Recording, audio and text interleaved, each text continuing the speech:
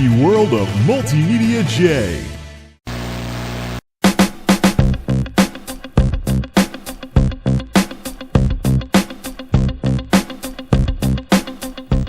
Go home, YouTube algorithms. You're drunk. I was in for a surprise last night when I saw that Windows 8 versus the Dellosaurus had crossed the 100,000 view mark. I don't know if it's getting view botted, but the trolls have definitely been switched back on with some of the things I'm seeing in the comments lately. I know how this goes. It comes and goes, gets turned on and off, whatever. I mean, I've seen it all before numerous times, so it's definitely nothing to write home about.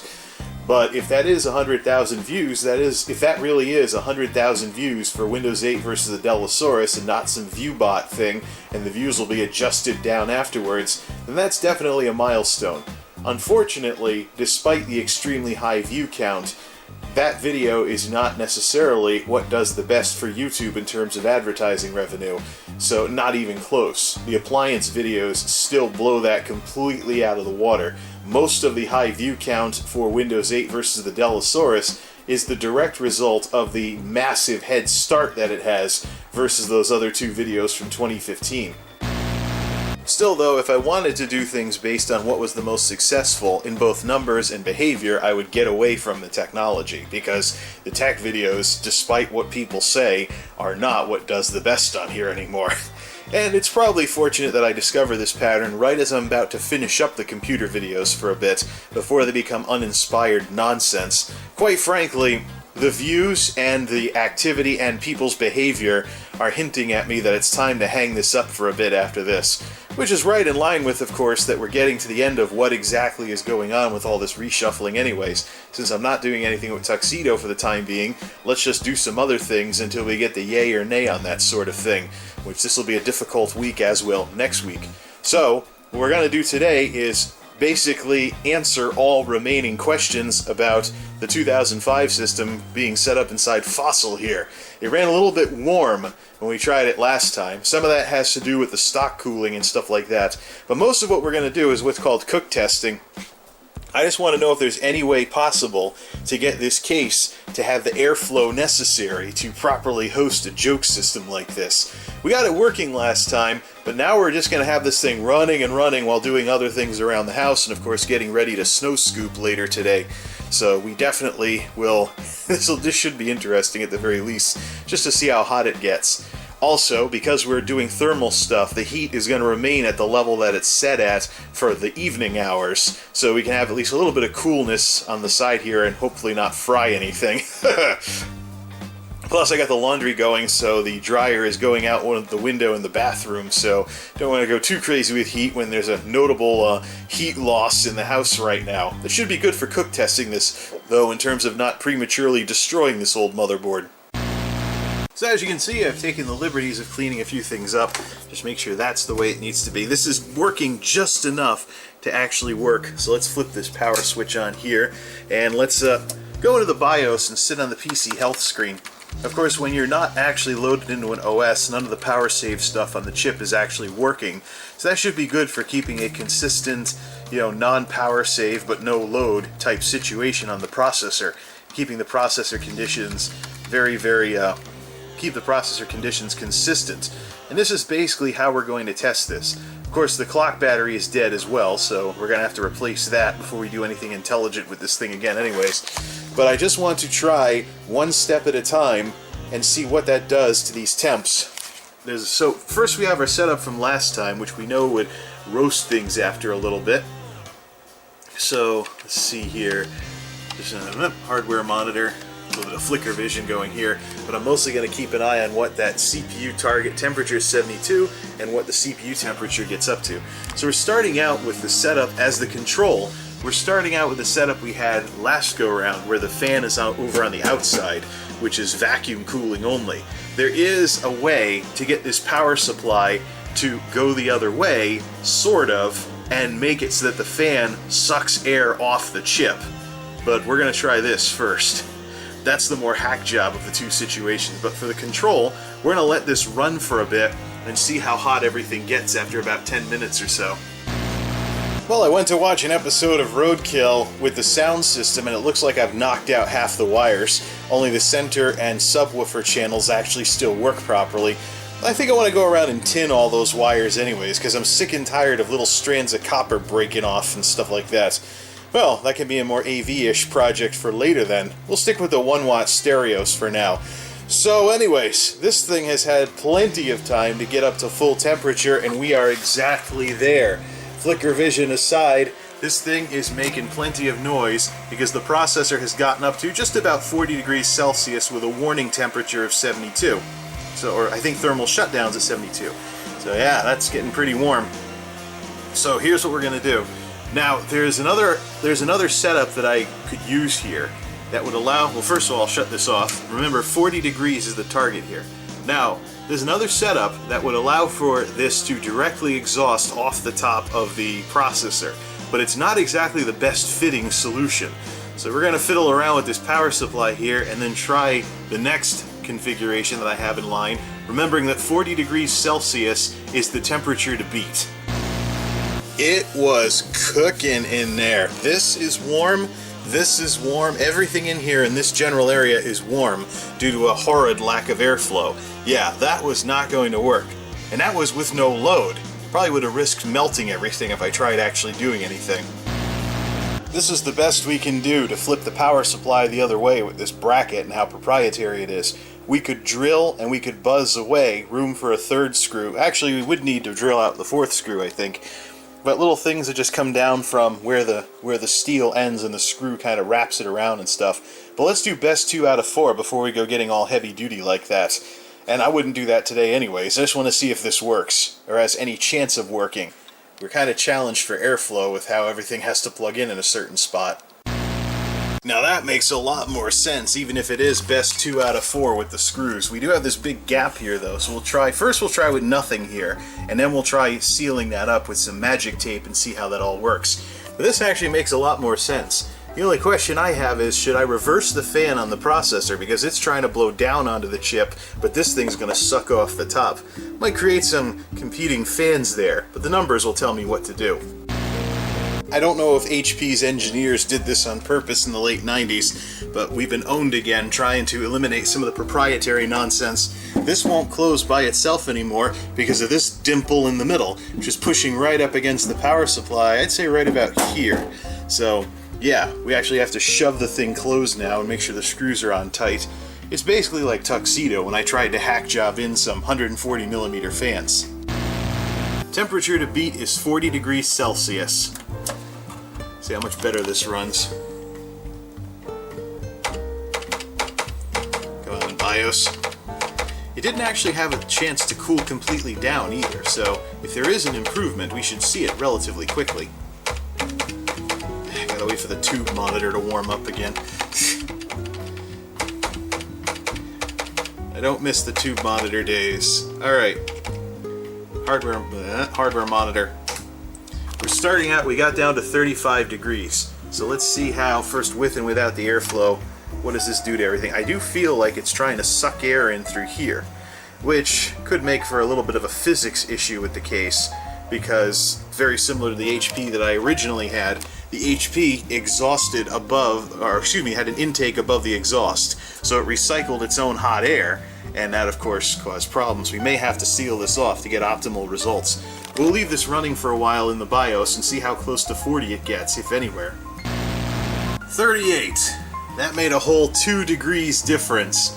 Now we bust out the magic tape and seal that up.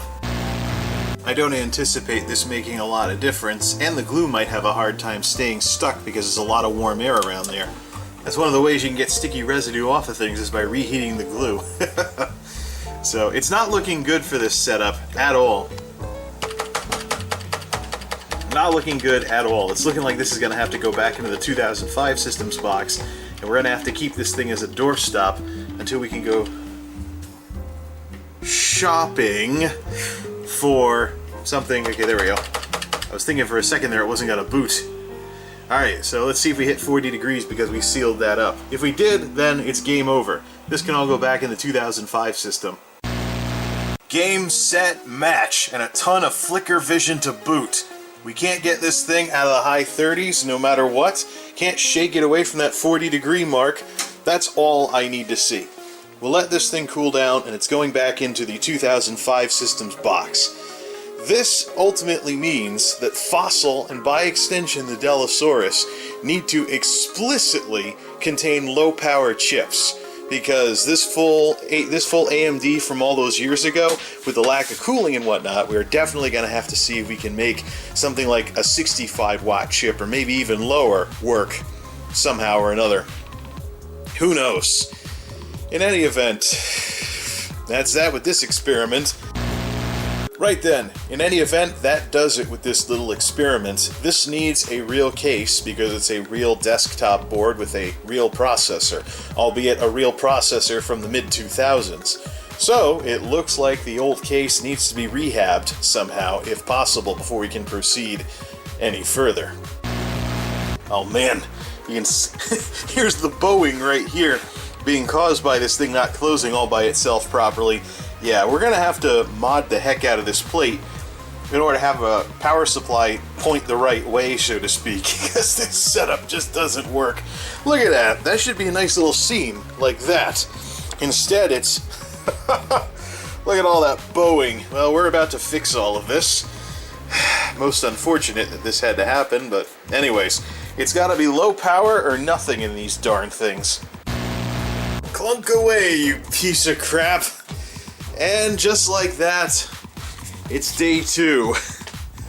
Had a massive sugar crash from some chocolate milk yesterday and was out for the count at 6 p.m.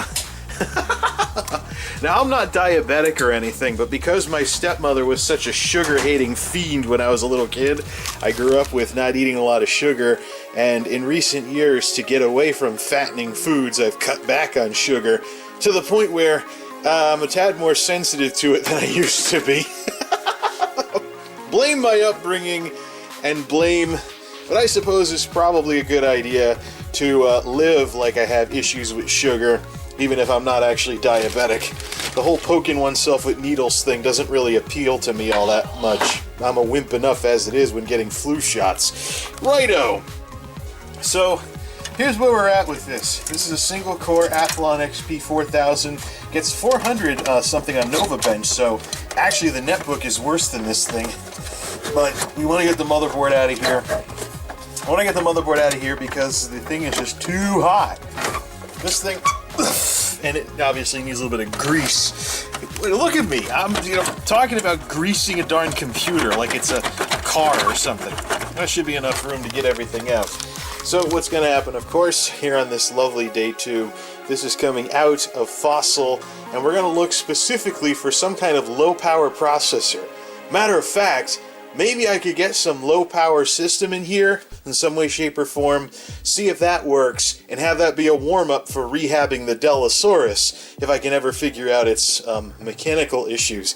As usual, wearing a robe as a Snuggie in order to cut down on the heat and stuff. But anyways, let's get this thing out of here. Now, the interesting thing with this computer specifically is that it has these round screws like you'd get from the hardware store or something like that. Not the kind of screws that I normally see in a computer. But if we remember this thing, of course, flirting with 40 degrees, I just want to put this back in a ATX standard case and see how much just doing that, maybe even without even putting any fans in the case, see how much just giving it some room to breathe brings down the temperatures. Hello in there! Kind of empty, but at least you can reach into the power supply thing if you want to get the screw bag. That did not sound good at all. Bag of screws! There we go. Epic fail. And like most folks having moron moments with computers, I forgot to take the I/O shield with me. No big deal. Just reach in and grab it. Minding the sharp edges from where I buzzed everything off with the Dremel. Okay, now we're done. Now we're done with the old HP. So here we are with an Antec True Power in this case, and Fossil is now back to being a doorstop for the time being. So here we are with, this went in before and it can go in again, darn it. It's just a two-handed thing. So the Antec True Power really highlights the limitations of these old cases where the power supply was on top and it sucked heat off the processor, because this thing was designed for a smaller 350 watt supply, so it was a little bit more difficult. I actually had to bend the metal on the bottom, which I should probably try to bend it back. Well, a mere thumb will not suffice for that. But I had to bend the metal because I had to go up and turn 90 degrees and stuff. That was not happening if there were an optical drive in the rails. So, speaking of which, I gotta find out where those things went. Otherwise, just gonna have to use regular screws. There used to be slide rails for this case, and this is one of the big reasons why, with cases like this nowadays, I'll keep the hardware, the extra hardware, in some kind of bag stashed somewhere in the case.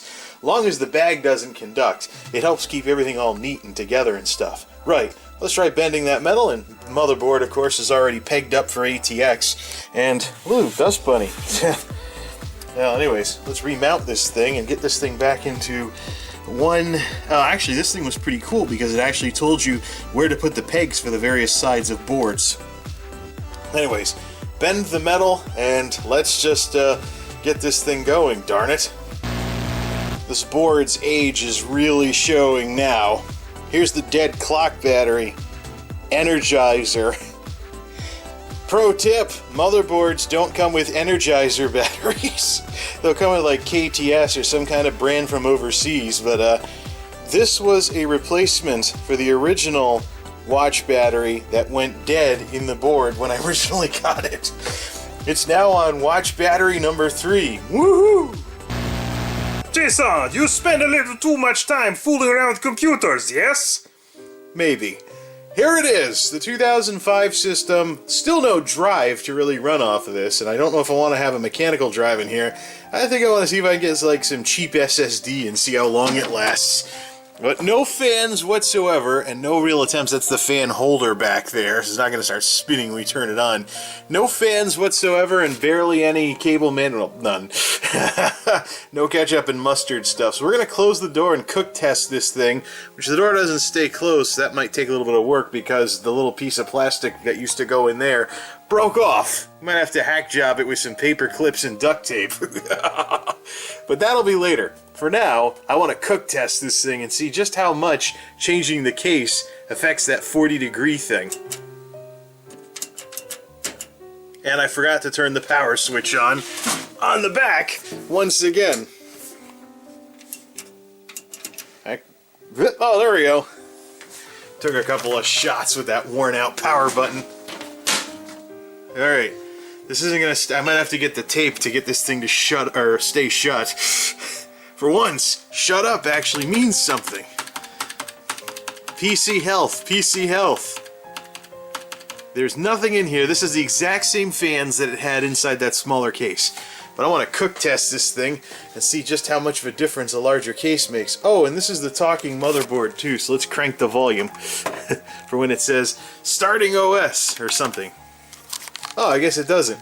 Not unless you're Flicker Vision. Gonna boot anything. This thing is all the best of the Windows XP era, back when AMD still kicked Intel's ass. Alright, we're starting at 17 degrees. Let's cook test this thing, watch a few Druaga videos or something, and come back and see how much this thing's cooking with no fans. After, of course, scotch taping it shut so it can't cheat. Ooh. 36 to 37, a degree or two. And plenty of flicker vision to boot. Whatever. So, for those of you wondering, what exactly do your case fans do? Right, this is pretty much a good example of that. Alright, well, let's put some fans in this thing, darn it. We already know it'll cook itself that much. Put some 120s in and call it a night. There we go. We got a proper fan in the back, as well as in the front. Cooler Master 120mm and stuff like that. But yeah, it's Flicker vision, 30 degrees to start, and let's see how this goes. We'll see the value of good fans right now, even though they're in horrible little slide-on holders that impede the airflow. But even with just a little bit of airflow, things run a lot cooler, which gives us quite the challenge for what we want to squeeze into, into Fossil in order to get that up and running. So for this, I don't know what I want to do. Do I want to put hard drives back in this again, like in the olden days, or try and find an SSD and make this an Ultimate XP machine or something like that? I don't know. We'll do some more with this later, but for now, let's cook test it one last time. Heard the noise, so I came on over, and I don't mean whoever's trying to run a snowblower when it's 5 degrees out at 9-something at night. There we go. There's the kind of difference that cooling fans make, and a ton of flicker vision to boot. 29 and 26. That's more like it. Gives me a little bit more hope, even with the original stock cooler heatsink material still on it. Either way, this thing has potential. We just got to figure out a few remaining details about this system, as well as where it all stands in everything when it comes to what happened with Tuxedo and things along those lines. What system are we gonna revive first? What are we gonna work with first? What are we gonna bring back first? How's this all gonna work out? But I can say one thing's for certain: we can't have a computer that needs to be scotch taped shut, even if it is from 2005. So this is where it all ends here. Quite frankly, this has gone on long enough. We know this thing has some potential, and we know that we can definitely do something with this. Whether it turns into, well, I don't know if I really want another Linux machine, but maybe the ultimate Windows XP box or something like that, with its single-core chip or something along those lines. We'll figure it out and we'll play it by ear, but this latest foray into goofing around with these systems ends with this thing working again when it wasn't half hooked up right earlier. Although I am wondering about Fossil, how much better it would run if AMD Cool and Quiet was enabled, but I think Fossil would be better with a processor that was made to run nice and cool without a lot of cooling. Alright, that's enough messing with this stuff for now. This is MultimediaJay, signing off. Thanks for stopping by.